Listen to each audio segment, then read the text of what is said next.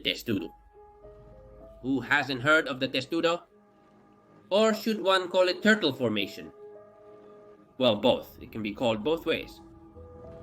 We could say that the technical term is Testudo, but the term turtle has spread because in this formation, the Legionnaires' shields resemble a turtle's shell. To form in Testudo, the Legionnaires huddle in columns next to the cohort's standard.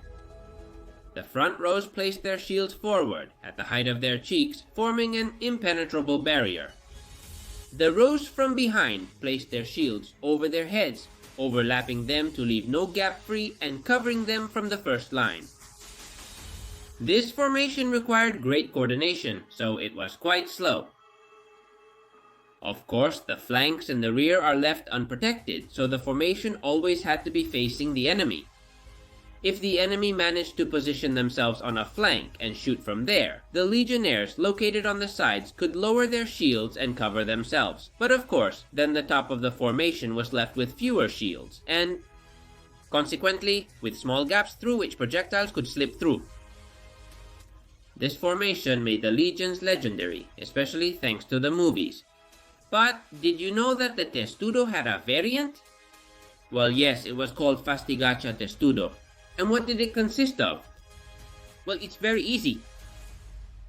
The first 3 or 4 rows of the cohort placed their shields above their heads. The first one stood upright, the second one crouched a little, the third one a bit more, and the fourth one knelt directly. Or it was the third one who knelt, depending on what the centurion said. Then the Legionnaires would tilt their shields, and voila! They had made a ramp high enough for their comrades to run up it and be able to jump into palisades. Incredible, right? Well, one thing now that one have shown you this variant, you could like and subscribe to the channel, and then one could show you new videos with more details of Rome and the peninsula. The next formation we're going to see had the same function as the Testudo, but used a completely different dynamic. It's known as the scattered formation. As its name suggests, the cohort would scatter, significantly increasing the distance between the legionaries. Which was better, the Testudo or the scattered? It depends on the situation. If the enemy fire is very weak and you need to get there soon, then the scattered. If the enemy fire is very dense, then the Testudo, but it will take you longer to get there.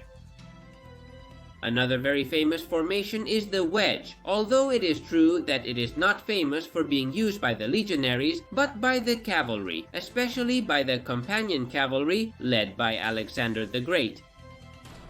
A wedge is a triangle formation, with one of the vertices pointing at the enemy. The idea behind this formation is to act like an axe when cutting wood, a sword when cutting meat, or the bow of a ship when cutting through the waves. The wedge will strike the enemy, and since the pressure at the vertex is very high compared to the sides, the enemy theoretically will flow to the sides, allowing the vertex to sink deeper and deeper into enemy lines. If all goes well, the enemy formation would be split in two, and surely their morale would sink. However, this did not always turn out as expected. If the enemy formation is disciplined, withstands the onslaught, and does not move away, the wedge would not achieve its goal. This formation also has a problem, and that is, let's see who is brave enough to stand at the tip of the formation. The brave one who will be the first to collide with the enemy line, and who will have enemies in front and on the sides. Now let's look at the different Roman formations that were used defensively.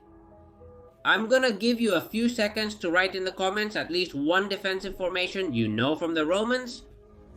Let's see if it appears in the video or it's one that I've forgotten. Well, the first one is the Orbis or Orbe.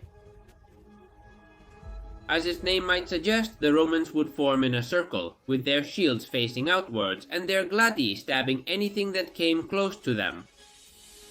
This formation was something of a last resort to begin with, because if you need to have soldiers looking in 360 degrees, things are very bleak as you are surrounded by enemies. It should also be taken into account that this formation was designed for a small group of soldiers, so if we put it all together, we have a group of 10 to 15 legionaries surrounded by enemies, so their only salvation is to resist and wait for reinforcements to arrive.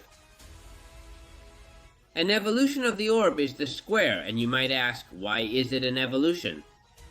Well, it's also very easy. When it's a small group of people, it's easy to organize and achieve a decent circle. But when we're talking about hundreds of men, the simplest thing is to align your shoulders and your shield with those of your companions. The standard and the projectile units, if any, are positioned in the center of the square. This formation is useful against infantry, although it should be noted that the number of enemies needed to surround the square is gigantic, so infantry was not its main adversary. The square is especially useful when fighting against cavalry, especially projectile cavalry like the ones or the Parthian mounted archers. In fact, the square is a formation that has been used throughout human history, like the squares of the Spanish Thirds or the squares of the armies of the Napoleonic era. The cavalry was unable to attack the infantry in this formation, as their weapons formed an impenetrable hedgehog in all directions, and in the era of firearms they also fired. Finally, we have another formation against cavalry, only this time it was not a square but a longitudinal front. The first line would kneel, with the shield in front and the pila pointing towards the enemy cavalry. The second line used their pila as spears, while the third and fourth row could throw their pila at the cavalry charging them, or that had stopped in front of the formation. And finally, we have a versatile formation, neither offensive nor defensive, called shield wall, which is the typical combat formation that we all know. All the legionaries lined up in various rows, looking forward and forming an impenetrable scarlet shield wall. And well, this concludes today's video. Please mention any overlooked formations in the comments.